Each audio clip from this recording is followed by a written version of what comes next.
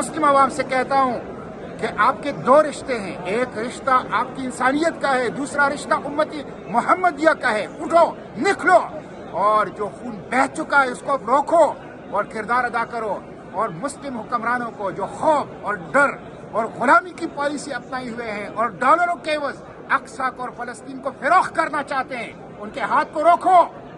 بسم اللہ الرحمن الرحیم۔ میں یہاں پہ استنبول میں ہوں، لیگ آف پارلیمنٹیرینز کو القدس کے تحت یہ 5ویں کانفرنس ہو رہی ہے، اور اس کا موضوع ہے independence and freedom for Palestine. یہ بہت اہم موضوع ہے، بہت اہم وقت میں یہ کانفرنس ہو رہی ہے۔ اس میں بہت بڑی تعداد میں مختلف ممالک سے پارلیمنٹیرینز، پولیٹیکل پارٹیز کی لیڈرشپ اور پرسنالٹیز جو ہیں وہ شریک ہیں۔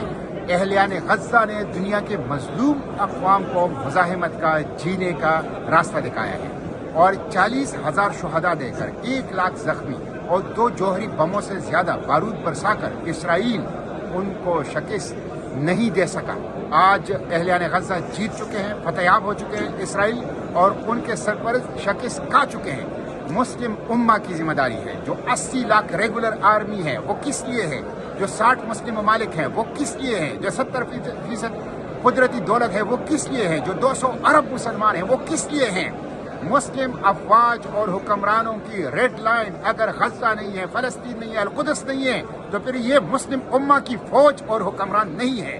اس لیے آج اس کانفرنس کے اندر میں یہ مطالبہ کروں گا، اور ہم بار بار یہ مطالبہ کرتے ہیں کہ OIC کے چارٹر کے مطابق مسلم ممالک اپنے افواج کو حرکت دیں اور اہلیان غزہ کو بچائیں اور اسرائیل کو سبق سکھائیں۔ انشاءاللہ یہ جدوجہد جاری رہے گی۔ دنیا بھر کے باضمیر انسانیت وہ اہلیان غزہ کے ساتھ ہے۔ آج ہم دیکھ رہے ہیں کہ امریکہ یونیورسٹیز کے اندر، امریکہ کے تعلیمی اداروں کے اندر، جامعات کے اندر طلبہ طالبات نکلے ہیں۔ میں امریکہ کے طلبہ و طالبات، جامعات کے اسٹوڈنٹس کو خراج تحسین پیش کرتا ہوں، یورپ کے عوام کو خراج تحسین پیش کرتا ہوں کہ فلسطین کی حمایت کا سورج وہ مغرب سے طلوع ہو رہا ہے، اور مغرب کے عوام کھل کر اسرائیل کے خلاف فلسطین کے ساتھ کھڑے ہیں۔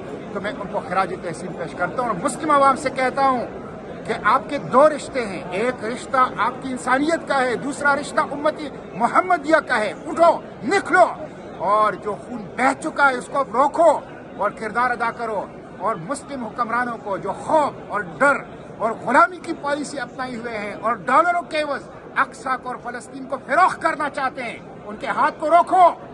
ہم انشاءاللہ اس جدوجہد کو پاکستان میں بھی اور عالمی سطح پر اسی طرح جاری رکھیں گے۔ بہت شکریہ۔